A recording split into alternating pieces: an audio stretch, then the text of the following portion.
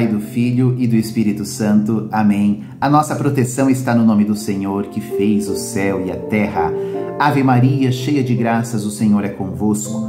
Bendita sois vós entre as mulheres e bendito é o fruto do vosso ventre, Jesus. Santa Maria, Mãe de Deus, rogai por nós, pecadores, agora e na hora da nossa morte. Amém. Espírito Santo de Deus, iluminai-nos e dai-nos sabedoria. Em nome do Pai, do Filho e do Espírito Santo. Amém. Seja muito bem-vindo, meu caro irmão, minha cara irmã, para o 77º estudo do Compêndio do Catecismo da Igreja Católica. Hoje, a segunda parte sobre o sacramento do matrimônio. Estamos aí nas últimas quintas falando sobre os sacramentos a serviço da comunhão e da missão. 2 quintas para o sacramento da ordem, a última quinta, a primeira parte do matrimônio, e hoje vamos trabalhar para concluir a segunda parte aqui do sacramento do matrimônio, ok? Vamos lá? Juntos, papel e caneta na mão, toma nota. A primeira pergunta de hoje é a de número 344 do compêndio. O que é o consenso matrimonial? Resposta. O consenso matrimonial é a vontade expressa por um homem e por uma mulher de se doar mutuamente e definitivamente com o objetivo de viver uma aliança de amor fiel e fecundo. Uma vez que o consentimento faz o matrimônio, ele é indispensável e insubstituível. Para tornar válido o matrimônio, o consenso deve ter como objeto o verdadeiro matrimônio e ser um ato humano, consciente e livre, não determinado por violência ou constrangimentos. Então, olha só. O consenso matrimonial, o consenso faz o matrimônio. De novo, o consenso, o consentimento entre homem e uma mulher faz o matrimônio. Então ele tem que ser um ato humano, consciente e livre.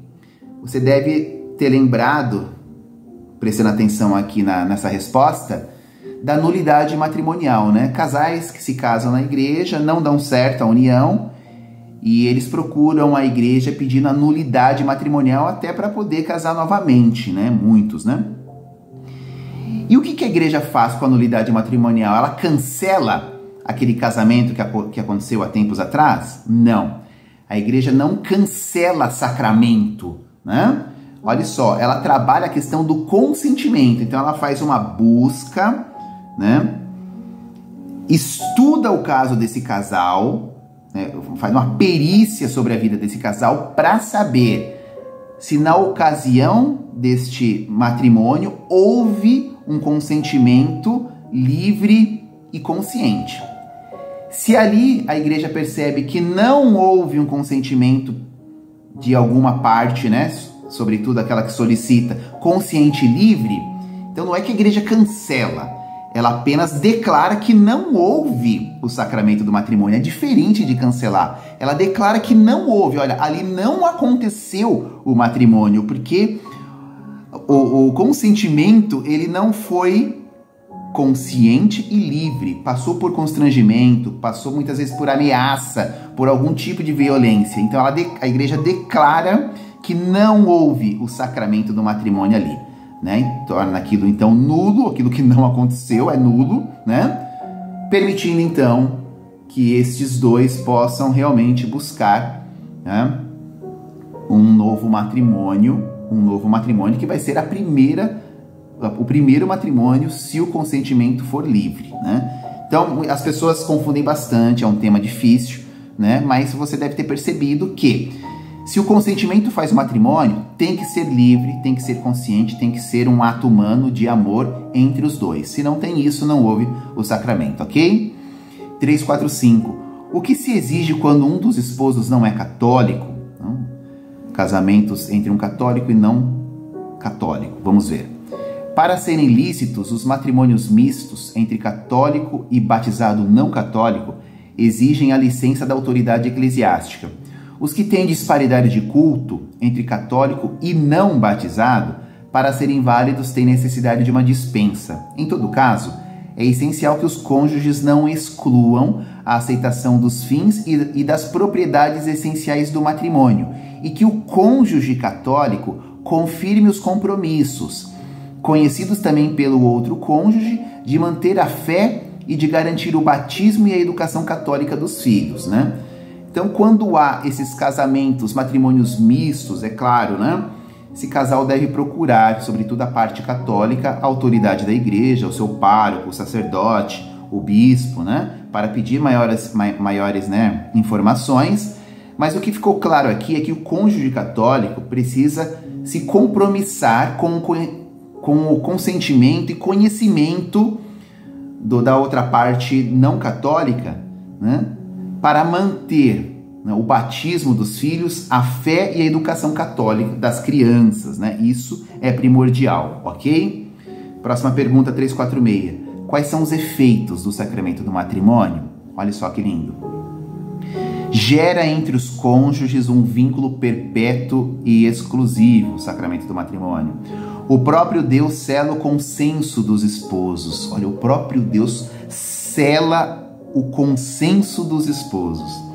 Portanto, o matrimônio concluído e consumado entre batizados jamais pode ser dissolvido. Além disso, esse sacramento confere aos esposos a graça necessária para atingir a santidade na vida conjugal e para o acolhimento responsável dos filhos e a educação deles. Então aqui, gente, a igreja está dizendo que o próprio Deus garante para o casal as graças necessárias para que a vida de santidade entre o casal aconteça, né? E acima disso, né, dá a graça necessária para o acolhimento responsáveis e a educação de seus filhos. É tudo graça de Deus. 347. Quais são os pecados gravemente contrários ao sacramento do matrimônio? São o adultério, a poligamia, porquanto contradiz a igual dignidade entre o homem e a mulher, a unicidade e a exclusividade do amor conjugal, a rejeição da fecundidade, que priva a vida conjugal do dom dos filhos, e o divórcio, que transgride a indissolubilidade. Então, são esses os pecados, as manchas, né, graves que contrariam o sacramento do matrimônio. Adultério, poligamia,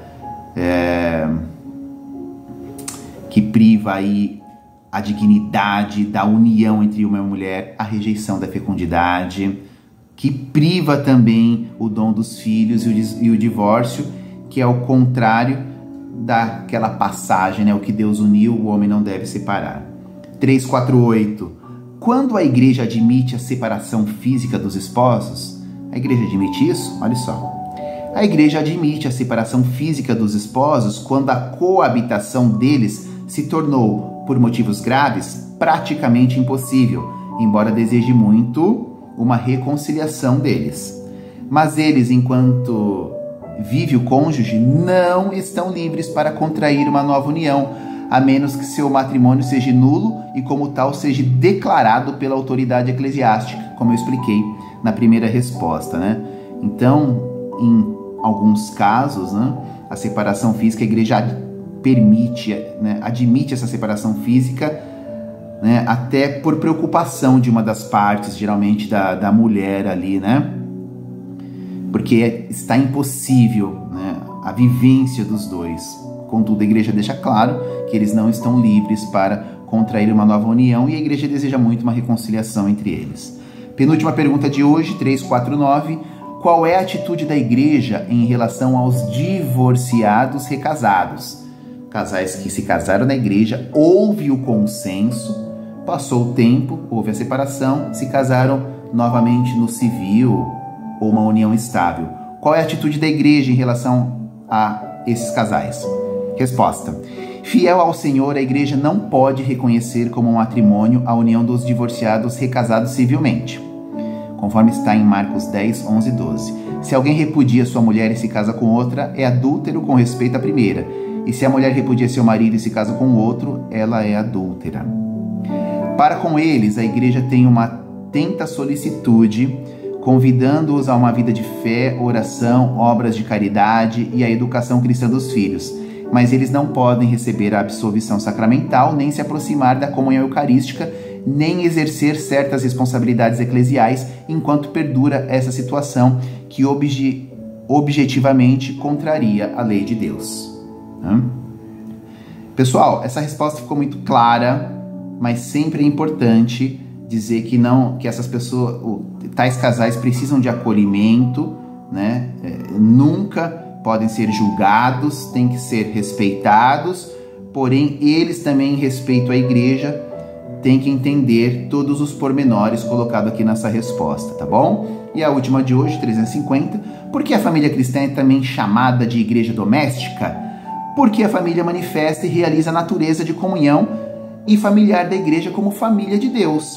Cada membro, segundo o próprio papel, exerce o sacerdócio batismal, contribuindo para fazer da família uma comunidade de graça e de oração, escola das virtudes humanas e cristãs, lugar do primeiro anúncio da fé aos filhos. Por isso, chamado de igreja doméstica, né? O pai e a mãe são os primeiros catequistas das crianças, são convidados a viver a igreja primeiramente ali, em sua casa, para depois expressar toda a sua fé na comunidade. Muito bem, concluímos então a segunda parte do sacramento do matrimônio, importante sacramento, né? Parte 1, parte 2, obrigado pela sua companhia, que Deus nos abençoe e nos guarde, que Nossa Senhora nos cubra com o seu manto sagrado. Vou te esperar então na próxima quinta, que nós vamos tratar sobre as outras celebrações litúrgicas, tá bom? Louvado seja o nosso Senhor Jesus Cristo, para sempre seja louvado. Em nome do Pai, do Filho e do Espírito Santo. Amém. Até mais e salve Maria.